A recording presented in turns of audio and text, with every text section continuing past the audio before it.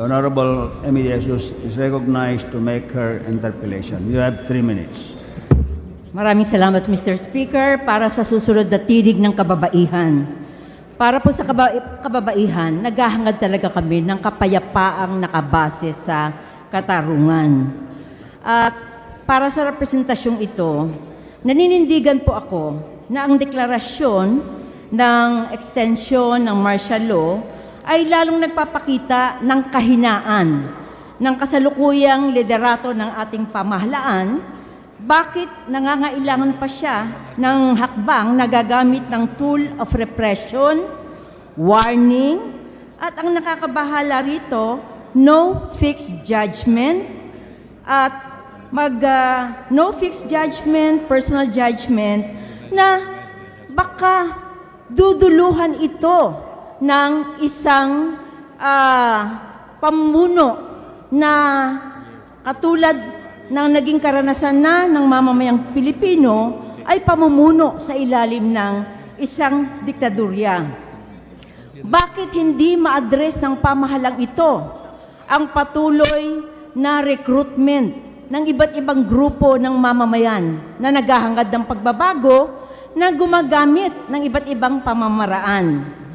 Bakit hindi kaya ng pamahalang ito na huwag gumamit ng militar doon sa pag-address ng kahingian ng mamamayan, partikular doon sa ating mga kababayan sa Mindanao? At ang konsepto po ng flexible concept na based on public safety, ito po ay isang nakakabahala.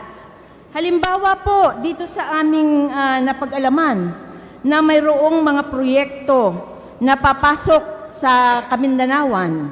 At ang mga proyektong ito ay mangangahulugan ng pagsagasa doon sa mga paninirahan, doon sa karapatan ng ating mamamayan.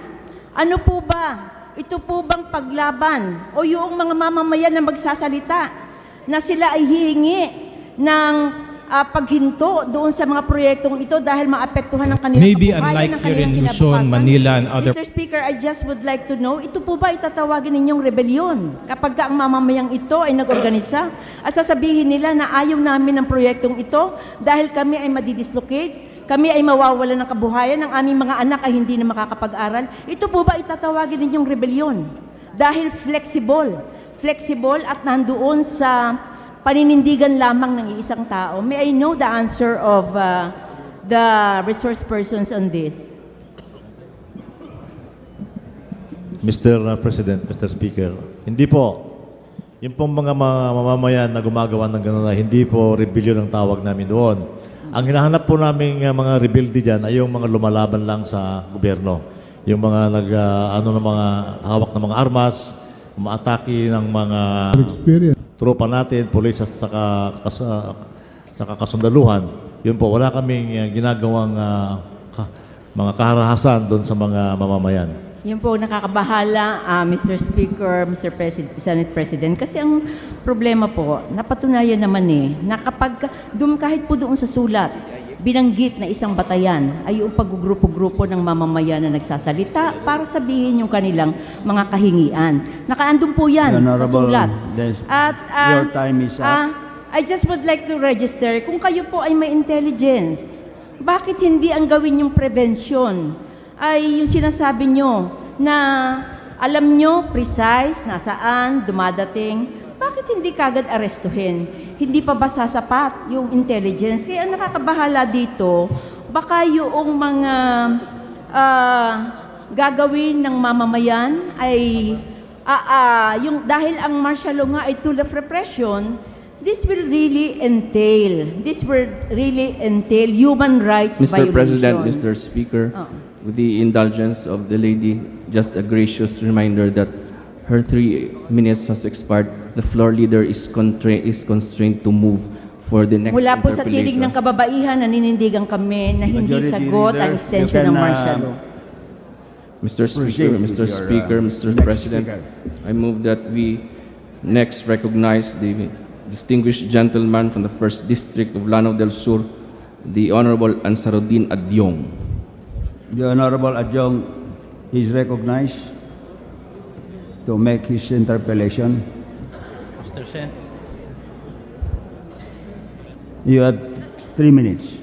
Mr. Senate President, Mr. Speaker, my dear colleagues, ladies and gentlemen, this representation would like to express his deep gratitude to President Rodrigo Roa Duterte, by all the people of the blessing. to our troops and policemen, to our doctors and medical professionals, and to the Filipino people for reaching out and helping our brothers and sisters in Marawi City in the darkest moment in Marawi's history.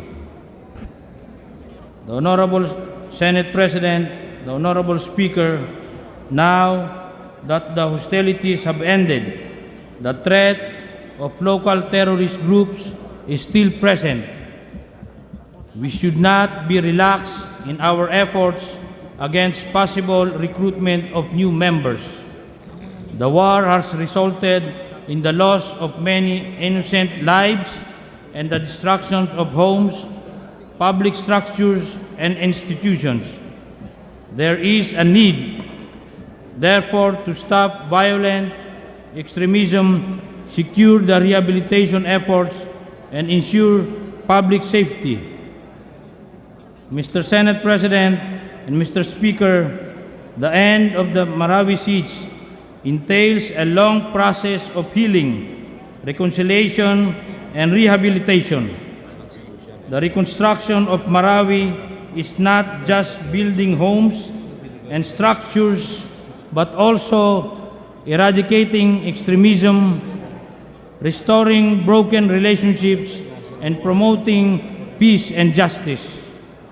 Marawi will be able to stand again if there is a holistic approach to the rehabilitation process. We need to secure the rehabilitation efforts so that our people could recover morally and spiritually. The rehabilitation is not going to be easy. There will be changes, but I believe that if we work diligently and sincerely, we can rebuild Marawi and achieve long-term peace in Mindanao. Mr. Senate President, Mr. Speaker, the local government officials of Lanao del Sur are one in supporting the President for the in the interest of peace in Mindanao, a successful rehabilitation of Marawi, and the future of our children. I support the extension of martial law in Mindanao. Assalamu alaikum wa rahmatullahi wa barakatuh. Majority Leader. Mr. President, Mr. Speaker, next to interpellate is the gentleman from Anakpawis. I move that you recognize the Honorable Ariel Casilaw. The Honorable Casilaw is recognized to interpellate. Maraming You have salamat, 3 Mr. minutes. Speaker. Marami po tayong naririnig sa kapwa natin mga mambabatas, maging sa media. Wala kunong paglabag sa karapatang pantao sa panahon ng martial law. Pero iba po ang makaranasan, testimonyang na ibahagi sa kinatawang ito. With the indulgence of the Speaker, may move that I be allowed to present a Mindanaoan, a victim of martial law, during the implementation of martial law and the expansion of the earth, to be here to testify physically how they experience the brutality, the abuses outside of the perimeters of Marawi, Mr. Speaker. It's a motion that this representation be allowed to present a resource person to Your testify. Honor, you are only allowed to interpolate. That is the rule. There was a precedent during the joint session last July 22, Mr. Speaker, if it can be possible to also allow a resource person. It's Majority Leader. Mr. President, indeed there was a precedent in the last joint session. That's why many complained even in the Senate and in the House of Representatives. There were so many complaints. Earlier, Senator Riveros was seeking the same permission, and the majority leader of the House and myself consulted the other members, and they did not agree. So unless you are a representative of your district or the people, then you can speak in a joint session. Otherwise, you have to be either a resource person or someone who is going to be allowed by the House itself in joint session, Mr. President. So I object to the motion of the Congressman. The ruling has been made. It's not allowed. You may proceed and make use of your time. There was an earlier motion, Mr. Speaker. I think that was a motion that to be voted upon. Mr. Speaker, I second the motion. Majority Leader, will you answer the question, the query of Mr. the gentleman? Speaker, Your Honor, there was a ruling by the chair that such was not permissible. So we appeal to our colleagues. No? There are a lot more of our colleagues who wish to avail of the time, or I will be constrained, therefore, to already recognize those that wish to avail of the time, considering that our resource persons and we are in joint session. Okay, Mr. Speaker, thank you. Again, they lack the opportunity to present. They don't have access to the media. All they can do is to seek the attention of the honorable members of both houses to hear them out. But since my motion was denied, may I know from General Guerrero, in your letter to the President, page 2, first paragraph, you stated here, while the government is preoccupied with addressing the challenges being posed by Daesh, the CPP, the communist terrorists, took advantage with the 49-year rebellion by way of political mobilization through army, party, and mass-based build-up, rallies and pickets and demonstration.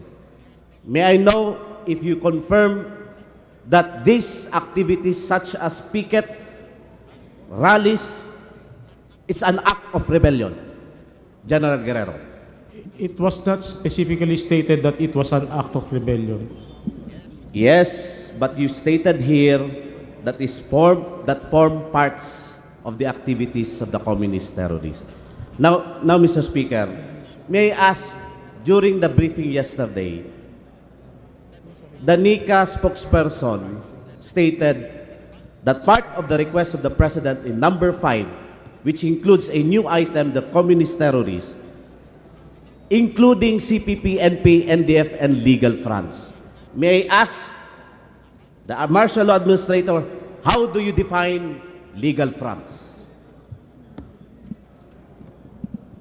Mr. Speaker, Mr. President, I define legal fronts as New Sun Big Time Plan an 599. organization that is pursuing legal objectives.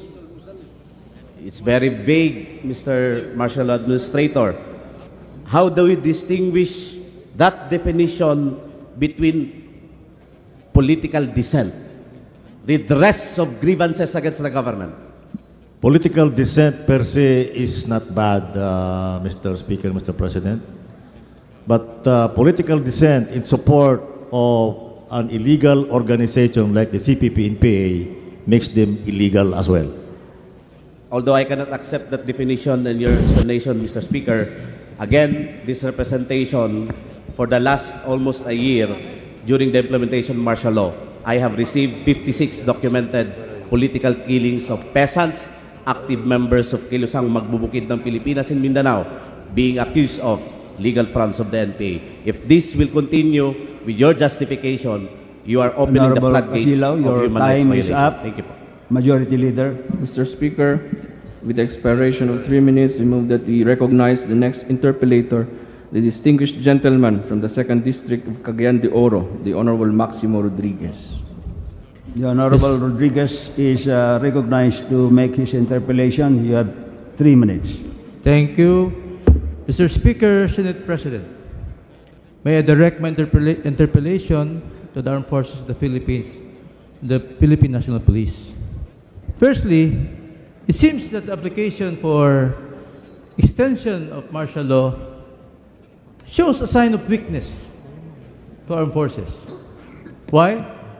Because As we know, first, you bungled intelligence network during or before the Marawi crisis. You bungled it.